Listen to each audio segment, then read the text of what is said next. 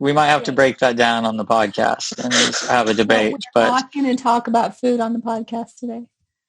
Also, I love your new background. I like the beach one, but this one is just... Oh, thank you. It's my logo. It's my logo. Oh, it's your logo. Yeah. It looks like the Taco Bell logo a little bit, and I've kind of got an obsession with Taco Bell.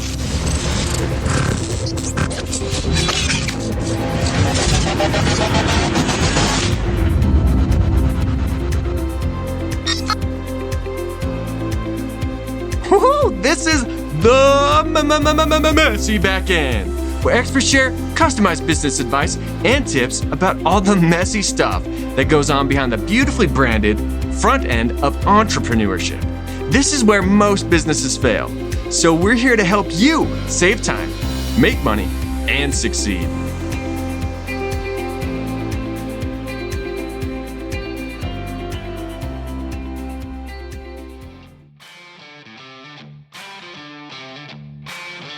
Welcome. Thank you. Thank you all so much. We have a wonderful show for you today.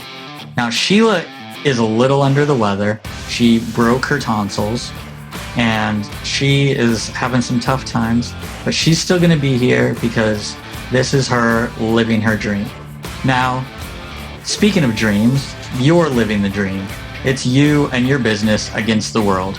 From the moment you take the leap to venture out on your own, it's an exciting experience. But you quickly find that it's lonely and at times completely exhausting. Sometimes you might even lose your voice. But that's when you may find yourself feeling that solopreneur burnout. An article in Molding Excellence says, "We don't start businesses for fun, but to turn them into something unimaginable. We burn out because we want to prove ourselves and others that we can build successful businesses." On our expert segment today, we're going to be speaking with Vanessa Zamy. Vanessa is a business expert, keynote speaker, and best-selling author dedicated to helping full-time employees transition to entrepreneurship by building their business while employed. That is a lot of work. Her consulting company, Your Vision's Catalyst, coaches and advises 9-to-5ers on how to build a profit-producing, purpose-driven business without the overwhelm. It's not hustling that's bad, it's how you're hustling that they can fix. With a focus on efficiency and effectiveness, Vanessa Zamy works with you as the new entrepreneur on taking care of your life while also taking care of your business. Her motto, keep it simple, then keep moving. Vanessa's background includes a management science and engineering degree from Stanford University and strategic leadership roles at Fortune 500 companies. True. Vanessa is amazing and full of wonderful knowledge. And today you'll also hear real questions and stories from real entrepreneurs with real messy backends. As an added bonus for the Messy Backend Exposed, our expert Vanessa will not only share her experience, expertise, and the tools she suggests to get your backend cleaned up, but she will also expose how entrepreneurs can take back control of their life and business. If you're an entrepreneur with a voice so you can speak to us, give us a call at 801-810-6726, or without a voice, go ahead and visit themessybackend.com to be a guest or to submit a question.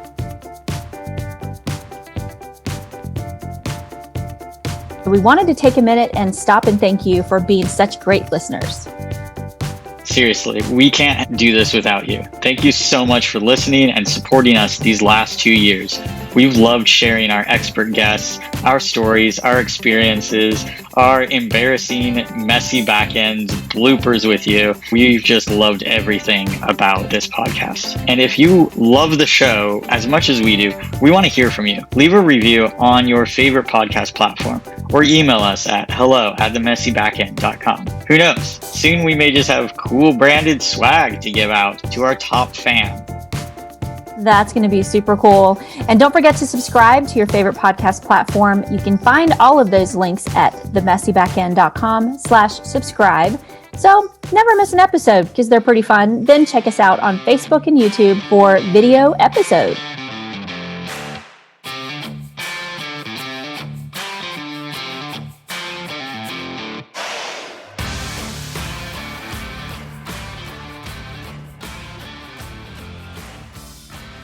Now on to our expert, Vanessa Zamy, for her expert advice. Don't mess your seat, folks. Here we go. So today we have one of our amazing questions from one of you amazing listeners. It says, when I started my business, I thought I would have more time and freedom. But what I have found is that I went from a 9 to 5 to a 24/7, and I'm exhausted. What have I done wrong? Yes. Well, thank you, listener, for that question. It's a great question. And in summary, what you're doing wrong, because we can break this down so many different ways, just depends on who you are in your business. But in summary, what you are doing wrong is that you are not working and focusing on the right tasks that you need to be doing for your business. I'm going to say it again. You're not focusing and working on the right tasks that you need to be doing for your business, right? And now your probably follow-up question is like, what are those tasks? It depends on the business that you're working in and what you have or have not been doing.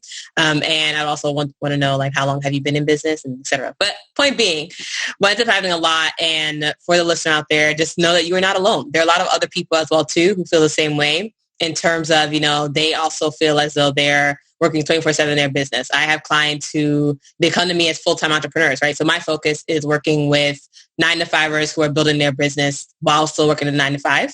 But I also get, I say that all over the place, but I get people who are full-time entrepreneurs coming to me saying, Vanessa, how do you do it? How do you do the content stuff? You just look so awake when you do this stuff. Like, you just seem so calm. How are you doing it?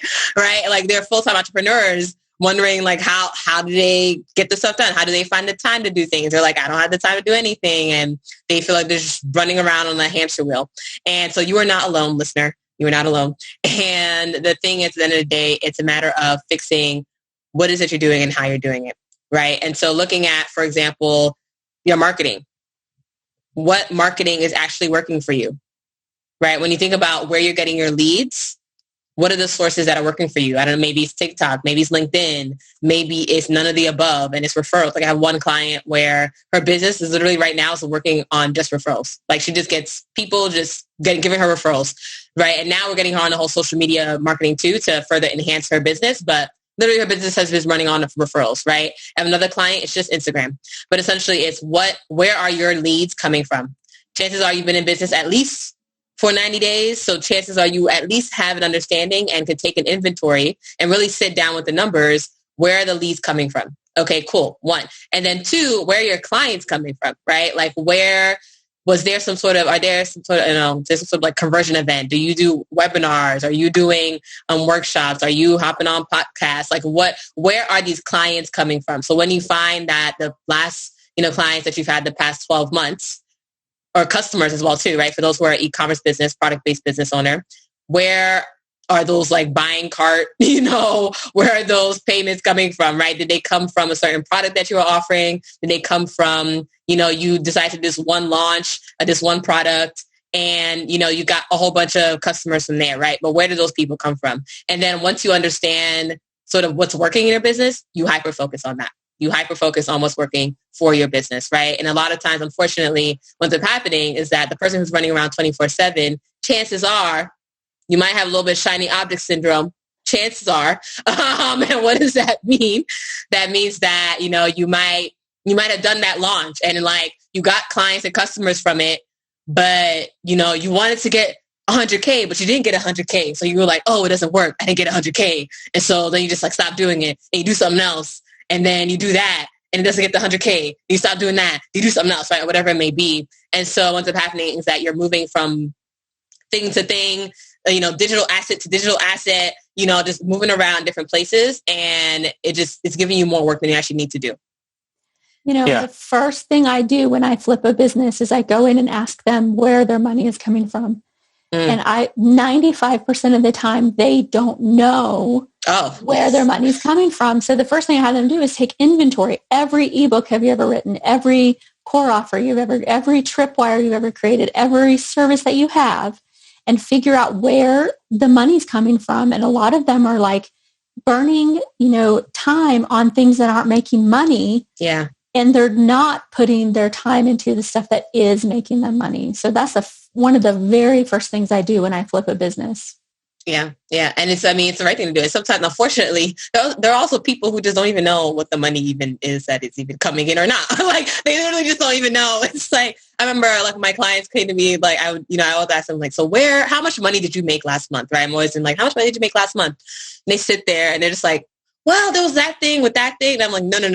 Like, that's not okay. Right. You need to, I don't care if it's an Excel document. You need something to track how much money are you making, right? Because it's, and use that as a way to fuel yourself, right? Use that as a way to look at the numbers, right? Fuel yourself. You may not be a CPA, but you can tell yourself how much money came in and how much money came out, right? You can tell yourself that and keep track of it to further, understand what are those profit revenue generating activities, right? And yes, there are also nonprofit revenue generating activities, right? And I think that, there are a lot of people who say, only focus on revenue generating ones and then outsource everything else. If you're a new entrepreneur, if you're a solopreneur, like, you may not have the funds to outsource to everyone else, especially if you decide you want to quit your day job before you even got the business up and going. And so what's happening is that, yes, you're going to have the non-revenue generating stuff, like looking at your finances. That's not necessarily revenue generating, but it must be done, right? Or, even just, responding to your emails that just come in randomly. May not be revenue generating, depending on your business, but it must be done. And so the thing is, but then what happens is that you spend 20% of your time on there and then 80%, right? The 80-20 rule. And I learned it very well when I was in consulting. It was a big thing that when I learned in consulting for Fortune 100 companies. I used to work at, that was my corporate America experience. I'm working at a top consulting firm.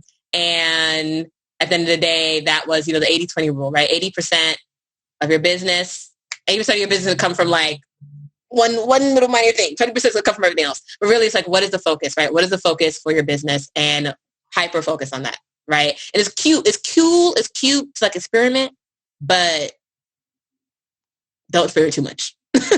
Yes. Right. No, and I love what you're saying about that too. Like, especially, I've worked with plenty of clients before where I have a client right now. We just built out a whole new software that connects different databases together and different POS systems in their different stores so that wherever they are in one of their 60 shops across all of North America, their purchases get uploaded to the system at the end of every night. And, we built out this whole thing to build out automated email systems that will send them saying, hey, did you like the product? Please leave a Google review, right? We built it all out to be able to do this one thing. And it literally launched, like we got it all done by March 1st, and that's when we finished. By our meeting, I'm just going to look at a calendar really quick here because it was March 1st. We had a meeting on March 2nd. A day later, because Tuesdays are our meeting days, he's like, all right, cool. That project's done. What are we doing next? And I was like, whoa, dude, let's slow your roll. We haven't even seen results from this yet because it just finally got built and launched. Let's look and see. Let's spend the next 2 months looking at the data from this. Let's see how this is. Let's tweak it. Let's fine tune it. And then once it's solid and running and a good working machine and all the cogs are in place, then we could possibly add something else. But like what you said, some people will say, okay, well, I'm going to spend all this time and money and energy on a webinar or a course or whatever. And they do it, and maybe they didn't hit their goals. Or maybe they did, but they're like, that was great. Let me go do something else. It's like, whoa. Let's slow down. You just did this. You have experience doing this. If you did a webinar, if you did a course, and let's say your goal was 100K in sales and you do 50K. Well, guess what? That 50K was 50K more than what you would have had you not done it. And so are you really wanting to risk and take a chance going, well, let me go try something else where I can make my 100K? Or is the smart thing to do, and Vanessa, it sounds like this is the smart thing to do, is to say, hey, maybe I could just fine tune that one thing. What did I fall short on? Let me go back and analyze the data. Let me analyze the number of the people, everything, and say, why did I fall short of my goal? Was it because I didn't advertise enough? Did I not market in the right places? Did I, do I need to work on my sales presentation during it? Do I need to work on the call to action? Do I need to work on the follow-up? You can look at all these different things and say, okay, cool. Well, let's do it again. Now we can get the 100K. And maybe next time you still won't hit the 100K, but maybe next time you'll be at 60K, which is a step closer, and then 70 and then 75 and 80 and, but you'll be reaching that goal. Whereas if you just go, well, now what else should I do? Maybe I should write a book. Maybe I should go do this. Maybe I should, maybe I should start a new website and a whole completely system. New business. It's the whole new business. Let me reinvent a completely other wheel. Whereas I have a wheel over here, it just wasn't going as fast as I wanted it to. So instead of putting new tire on that wheel, I'm going to just go reinvent the wheel. So no, I love that you brought that up. It's brilliant. So question for you. Let's say people, they've kind of got that idea already. Let's say that they go, yeah, I understand that, but I still feel like I'm working 24/7. I'm building out my webinars and my sales funnels and the marketing and the things that aren't revenue generating, like creating my Excel sheets so that I know how much money I made last month so I can look into that. And it's just, as you know, being a business consultant and having a business yourself, that can get overwhelming and that can get tiring. And then it burns you out. What do you have to as advice for that when you're in that case? Like, what your focus is and what that revenue generator is. And you're like, cool, in order to do this, I have to work 25 hours a day. Well, that's the myth. You don't have to work 25 hours a day to do it, right? And that myth is coming from just that whole, chances are if you're an entrepreneur, you're an ambitious person. There's some sort of ambition in there. The thing about ambition is that it is a blessing. It's great. Yes, your friends probably are jealous of you. But at the same time, it's also a curse because you are comparing yourself to your own ambition. So nothing is ever sort of good enough. There's always a next step. There's always something else you could be doing. There's always another message you can send. There's always another email you can send, right? And I think of it as, if we go people in the 9-to-5 job, 9 to 5. I remember doing a workshop for an organization a couple of months ago, and there's someone in there who she didn't start her business yet. She was just still in the 9 to 5. And it's just a simple thing. I literally just told her, you don't have to send that email at 10 p.m. You can send it at 9 a.m. It's one of those things where you don't have to send that message at 1 a.m. Who's going to read it at 1 a.m.? Send it at 9 a.m. That's okay. It's one of those things where you don't have to feel like you had a badge of honor. I stayed up until 3 a.m. every day. I got my badge of honor. No, it's not no, you really don't. Right. And that is a myth that people have in terms of burning that midnight oil. You got to keep on working, right? But what's happening is that, unfortunately, like the listener and like many others who are like the listener, you're just finding yourself, you're jogging, you're sweating, you're dehydrated, you're like, OMG, I'm so tired. And you look and you've been jogging in place. You've been jogging in place. You haven't even gone anywhere. You're busy. You're not moving forward, right? You're busy and not moving forward because you're not working on what it is that you need to work on. And also you're pressuring yourself, that self-internal pressure, right? To just work harder and faster because someone else is running faster. Or you think they're running faster. You think they're running faster because you're seeing the posts, you're seeing the videos, you're like, oh, they must be running faster than me. They must be because, but the thing is, you're in your own race. You are literally in your own race. You are racing against yourself. And you need to be patient with yourself, right? Yeah. It comes down to that key factor. Patience is patience. And unfortunately, when it comes to entrepreneurship, when it comes to, you had the big goals and you had the big dreams, but a lot of new entrepreneurs, what's happening is that they're not patient. They're not patient, they don't hit the 100K. They're like, it must be something. It's like, everything's a get rich quick. Everything's a get rich quick, And then, of course, it doesn't help that you see online 6 figures in 6 weeks or you see the, you see those hustlers or I heard a term recently that I love, and I'm sure I hope it makes more people laugh. This isn't meant to be offensive, but the term brofluencer. And it's those bro dudes that are like those Chads and stuff. And they're like, look at me with my Ferraris and Lamborghinis. And I got this by hustling 24/7. I did this. I'm not trying to call out Gary Vaynerchuk, but those type of guys that are like, come on, you just need to hustle, do it, everything. And so we see and we go, oh, well, they say to hustle and they have that life that I want, that hustling life. They have that success that I want.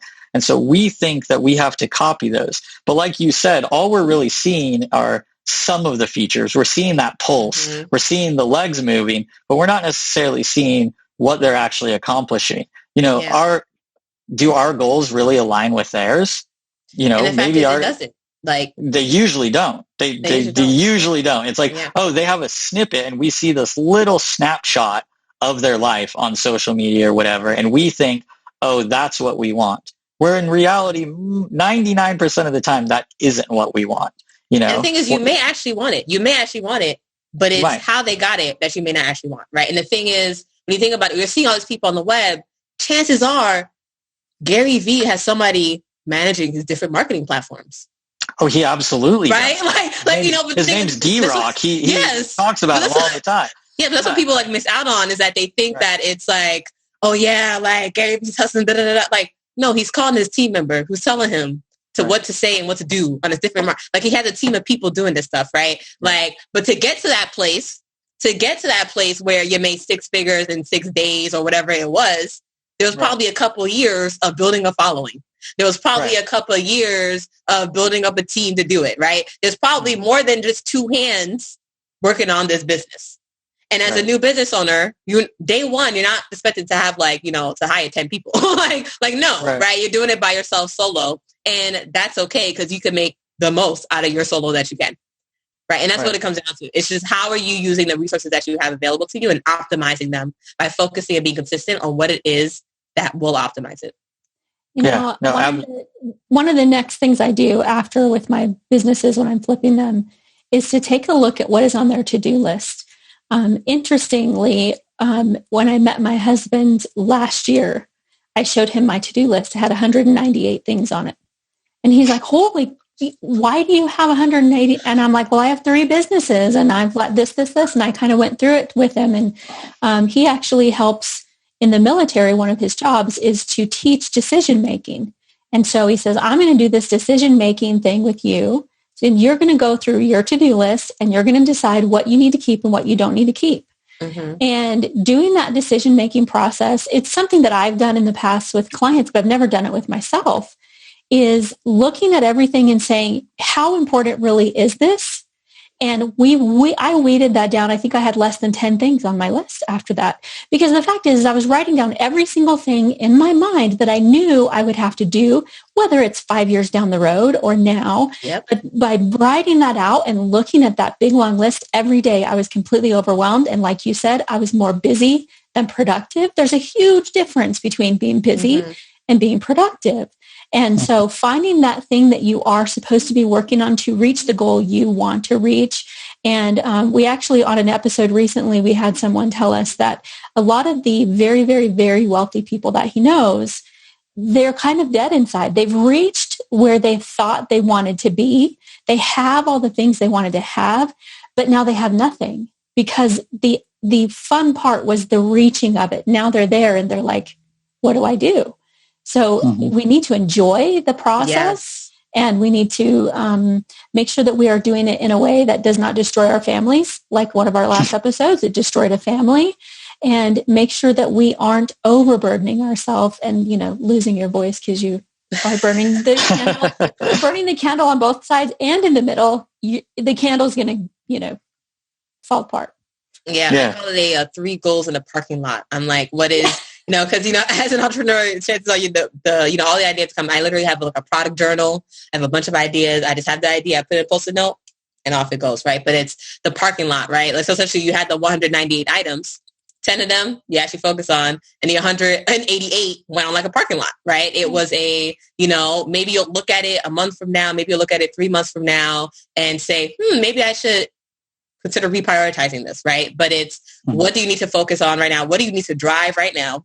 And what can stay in the parking lot for later, right? And it's just a great way because it's one of those things where entrepreneurs, you want to address every single idea, every single beautiful, brilliant thing that comes into that wonderful mind. But there's only 24 hours in a day. You still got the same 24 hours in that day. So how do you really bucket it out and make sure that you are making it, prioritizing and such? And I have also another light system that I go with my clients, the green, red, yellow light, on a month-by-month basis, because it's also very easy. You have the vision. You compare every single day to the 12 months that you want to be at. and you're like, oh, I want to get to 100K in 6 months. And then day one, you're like, I only got $5. Wrong. Next business, right? And unfortunately, you miss out on the whole compounding effect, right? That ends up coming when it comes to energy and effort that you put into your business, right? Well, intentional, focus, consistent energy and effort that you put into your business. That's a huge key. Intentional. Brenda Bouchard says, get up every morning and live your life with intention. And every time you have a transition, meaning if you stand up from your chair, if you take a drink, if you turn your computer on or off, every transition, remember, what is your intention for the next thing that you're doing? That has made huge transformation for me to remember. It's actually on my dream board, live with intention, because you will ruin your family. You will run your business into the ground. You will make your employees not want to work with you, or your outsourcers. Your clients you'll fail. And this really cool podcaster I know named Nate Tucker once said, failure may be an option, but remember, failure will happen. And I'm sure I'm botching it. But you are. That's okay. I'll forgive you. You will fail. Just keep doing it anyway. Mm-hmm, mm-hmm. And the thing that's why I focus a lot on like people with purpose-driven businesses, is because that's what's going to help you to keep on doing it, right? When you have something that you actually want to do and that is tied to, the purpose that you have within you, then yes, you will fail, but you'll be like, you know what? I know this is tied to what I want to do. I remember I was speaking to one of my earlier clients earlier. It's like the end of the year, and she came in just for a quick week. We worked on her marketing strategy, and at some point she was like in tears. She's like, I just don't know. Because before she came to me, she was like marketing by herself for like 2-3 months, and she's like, I have this course, I just don't get it. Like, I'm putting it out there and no one's getting it. And, I'm like, gee, I'm entrepreneurship, tear, tears. But essentially then at some point, we got her to a strategy. But really the question is, before we even started the discussion, I was like, do you want to, is this what you want to do? Right? Like, do you know that this is what you want to do? And she's like, right. Yeah, but it's so difficult. But is this what you want to do? But yeah, okay. In that case, then we know we need to keep moving forward, right? If you had said no, if she had said no, I'd been like, okay, we know next business. Well, what's the next business that we're going to work on, right? But because it is, at the end of the day, it's a question I always ask people when I start with them as well too. It's on a scale of 1 to 10, with 10 being the highest. How much do you want this?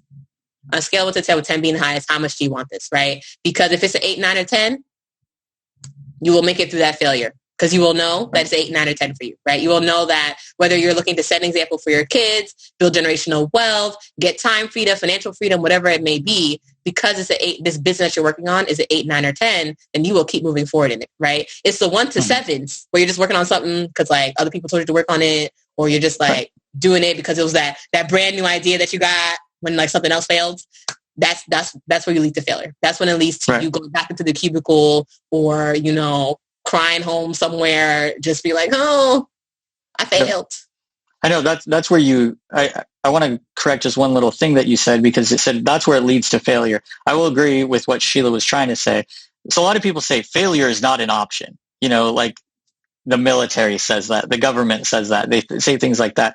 But a lot of times those guys aren't the ones that have the biggest, most best innovations. It's the people that say failure isn't just an option, failure is a necessity. And to go back onto you on your passion of, if you're 8, 9, or 10, it's like, I'm sure we've all heard that phrase before. It's people get asked, what are your passions? Like, what would you do if money weren't an issue? And people go, oh, okay, well, this is what I would do. And so, but what I like to do to find out somebody's real passion is, hey, what would you do if you still knew you were going to fail? What would you still spend the years doing? Let's say you spend 5 years doing something and you knew you were going to fail at the end of building that thing. Writing a book and not getting bestsellers list, or creating this course and not making 100K in sales, whatever that thing is. And if you knew you were still going to fail at it, and yet you still did it anyway, because that's your passion, that's your dream, and that that's what you need to do for that world, then cool, this is going to happen, because guess what? Failure will come. And then you can look at it and go, you know what? It's not about failing or not. It's about giving up when we fail, because we will fail. And then we can say, cool, that was a failure. Let me look at why it failed. Let me look at the numbers. Let me look at the data, the analytics, and say, cool, how can I do this again and get one step closer to not failing. And then that you do it again, and you'll fail again, and you do again, and you fail again. And you keep doing it, but because it's your passion and it's your drive and your purpose, you can keep doing it, and you won't want to give up. And eventually, you won't fail because you didn't give up. And so that was just the one little correction to your awesome thing that you just gave. Is I would say, yes, failure absolutely is always an option, and it will happen. You can't give up when we fail, you know? You can't. So, Indeed. Who wasn't this said you're only one failure away from success? Didn't somebody say that? Probably. I mean, I read Sheila that. Logan, everyone. She just You right now. first. That's Abraham what Lincoln. you can do. It's probably on a quote from Abraham Lincoln. I think he tweeted it. Abraham Lincoln tweeted it. He said, failure is, yeah. So. Vanessa, tell us what, so your motto is to keep things simple. And I love that because like I am the queen of overcomplicating things. And I mean, I'm really, really good at it. So what would you say would be a great tip for somebody like me that is just like, I am the queen of overcomplicating? I mean, that should be my new tagline. That's a great question. Keeping it simple, keeping it moving. And so, yes, for those who don't, yes, my motto is keep it simple, then keep it moving. And the way that it comes about is that what happens is that you overcomplicate things and it can lead to you not taking any action on things because it's, it's just the thought, the overcomplication of a thought and this whole thing, the whole situation ends up happening, right? And what I'd say a tip is so many things. What I would leave you off with here? Keep it simple, people. I would say the key tip there, we talked about a lot in terms of focus and consistency. The key tip there in keeping it simple is if you find yourself, essentially it's what do you need to take the next step? What is the one thing you need to take the next step? Because overcomplication, what's up happening is that you're thinking about 10 steps ahead and 15 steps and 20 steps and you just get into this whole spiral. But if you just take yourself back, just start from the beginning to say, okay, what is the next step? And what do I need to take that next step? And then you just do that thing. And then what is the next step after that? What do I need to take the next step? And you just keep doing it. Instead of looking at the whole list of the 198 things, you look at the one thing that will lead to the next thing. You just do one thing at a time. So one of the things I actually do are power hours. Turn off all of my alarms, turn off everything. I have a list of 3 things because sometimes I'll finish one and I literally just focus 100% for 45 minutes and then I take a 15-minute break. So I don't have the distractions and everything and I focus on that one thing. Mm-hmm. And for me that helps, but I still entrepreneurs, our brains are like high functioning and they're constantly buzzing. There's always something new. I mean, like shiny object syndrome, like we developed shiny object syndrome because we have it within our own brains. Yes. It's not even an external thing anymore. Now it's internal. And so trying ways to find that super hyper focus where you can focus on that one thing. Man, that brought my whole heart rate down just thinking about it. Just focus on the one thing. Not the next thing, just the one thing. Yeah, just pause. Think about what's the next thing you need for the next step.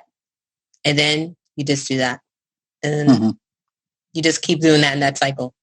It just helps you to just get back. And sometimes so I also take my clients to like a 5-minute sort of breathing exercise because my accelerator is called Hustle and Breathe. And so I also will take them to a 5-minute breathing exercise, which we just stop, we just pause. The kids running around in the background. I have a lot of like single mother clients and as well as mothers with, and happily married couples too. And essentially it's like, kids in the background, just like, just stop, just pause on the phone, close your eyes and just breathe. And things just become simple. It's fascinating. So, yeah. Right. And what's also really important, especially when we have that shiny object syndrome and 198 things on our to-do list. Like what I do personally is I use the software called Trello, Trello.com, and it's a kind of a project management software where you can create different cards, different tasks essentially.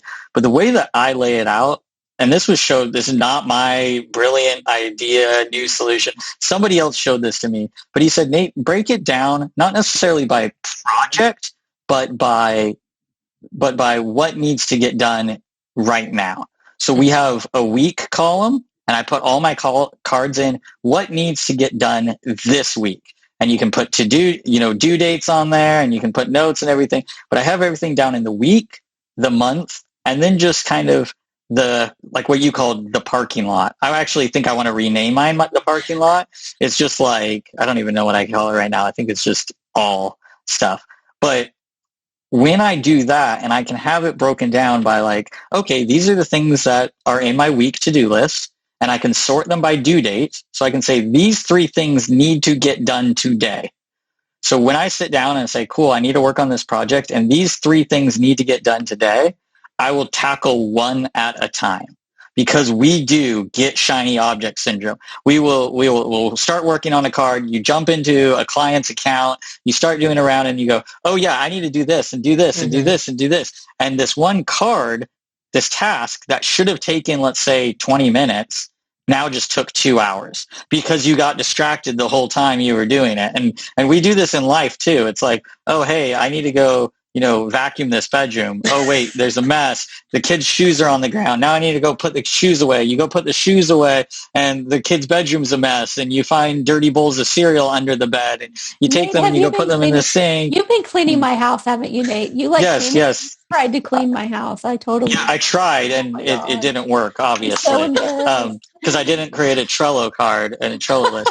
But what I've found out is what's really helpful for me, so that I don't feel like I'm working 24/7. And then when I'm going to sleep at night, because again, if I have that list of 189 things to do and I accomplish 2, as I'm going to sleep that night or trying to go to sleep, my mind is rattling off on, these are all the things that I need to do tomorrow. These are the things I didn't get done today. And your mind just goes, and then you're hustling till 3 a.m, but you're not doing anything. You're jogging in place. Your brain is running. Yes. Accomplishing. You're doing this. Whereas when I have the to-do list of things, I can go to sleep every night going, you know what? I got the things done that I needed to get done today.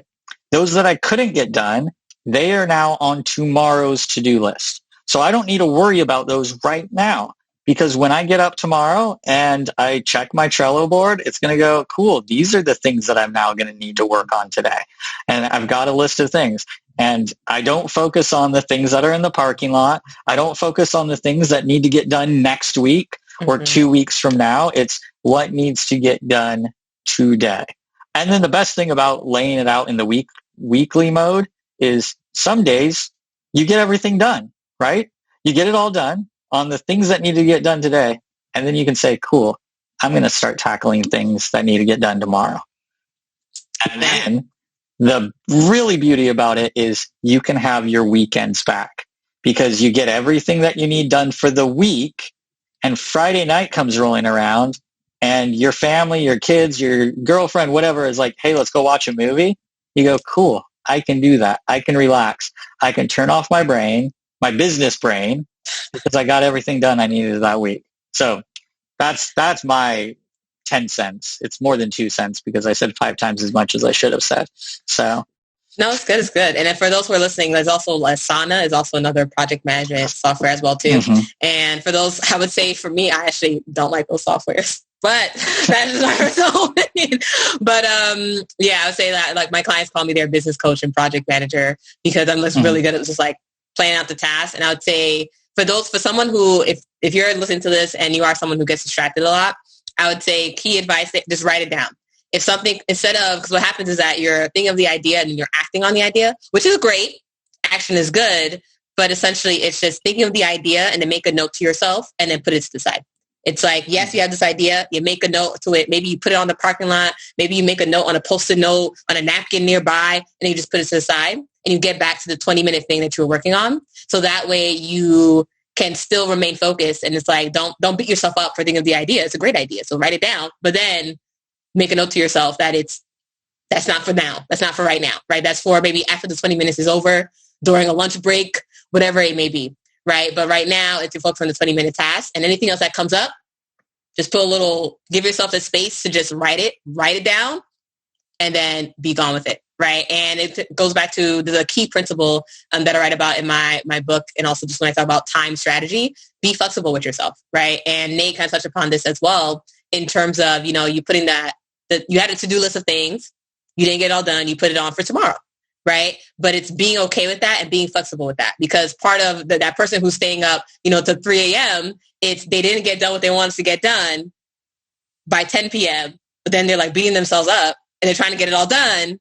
Because they're like, oh, well, I still need to get all this stuff done. It's like, no, you really don't. It can wait for tomorrow, right? And just be okay that maybe you had 10 things to do today and you only got one thing done. That's all right. That's one thing greater than zero. That's one thing greater than your neighbor next door, binge watching whatever shows they're watching, right? Like, you are still making progress and moving forward in your business. And that is okay if you only got one thing done. And chances are you got the one thing done. You probably learned from it. You probably thought it was going to take you an hour. Turns out it took you 3 hours. Well, now you know it takes you 3 hours. And so the next time you plan out your day, you won't put 10 things on your list. And that's all right. Right. And that is okay. Being flexible and giving yourself grace, right, as you work through the process of your days. And hey, maybe you get to the end of the week and you don't get done all the things that you need to get done. That's okay. You still take time for that movie. You still take time to hang out with your friends if that's what you want to do, right? And the beautiful thing about entrepreneurship, going back to that listener's question of working 24/7, you set your own hours. You set your own hours, right? If you are someone, you don't like to work in the afternoon, don't work in the afternoon. That's okay, right? If you are hearing people talking about 5 a.m., I wake up and I do this, but you're like, oh, but 5 a.m. I'm tired. That's all right. Don't wake up at 5 a.m. That's cool. That's not you. That advice was not for you. That advice was for someone else who wants to wake up at 5 a.m., right? Like, do what works for you and make sure, and also give yourself grace, right? Give yourself grace and do what works for you. I think that is a beautiful thing. And that's going to be my quote for this episode is give yourself grace and do your thing, because everybody is different. I mean, I'm a morning person. Nate's not. I used to be a night person. I'm actually a night person and a morning person. And I used to stay up super late, but I ruined the next day by staying up late.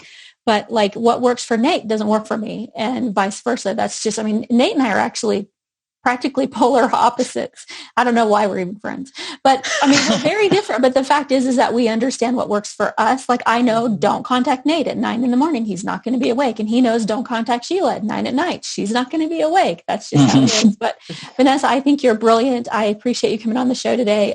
Your advice is super helpful. Thank you so much. Thank you for having me. It's been a pleasure. Yeah, thanks, Vanessa, for coming on. Now, if our listeners loved the advice that you had and everything, where can they find more of you? Great question. So my focus marketing platform for those who are is in Facebook. And so I'm always on Facebook. And so you're welcome to reach out to me, Vanessa Zamy. Or if you don't have Facebook, you can connect with me on LinkedIn as well. So just search my name, Vanessa Zamy. And I also offer like pop-up boot camps as well too. So the latest and greatest information on my next pop-up boot camp can be found at bootcamp.vzamy.com. So that's bootcamp.v of Vanessa, and then my last name, Z and Zebra, A Animal, M Money, Y.com. So, yeah. Awesome. Thank you so much, Vanessa, for being here today.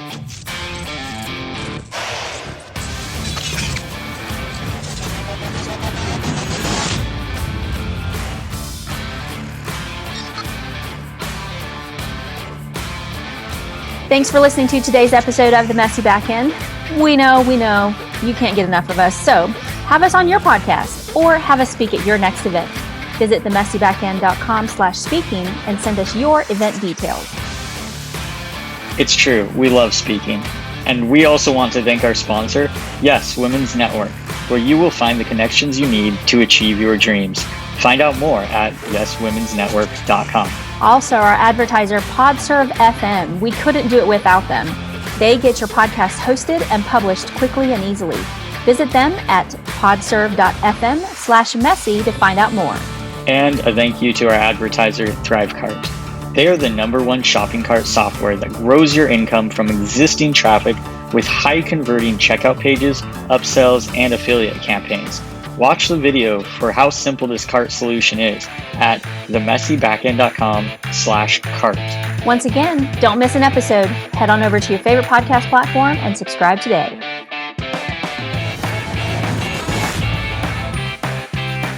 He's like, are we still recording? And I'm like, well, this will get out. And he goes, and my dog smells big. And so naturally you add that into the video. Hello. Anytime somebody says, "Are we still recording?" or you can cut that out, 100% of the time it will show up on the bloopers. Thank you. Thank you. You guys are fun. Fun to chat with. So that's what we try to do. We try to have fun around here.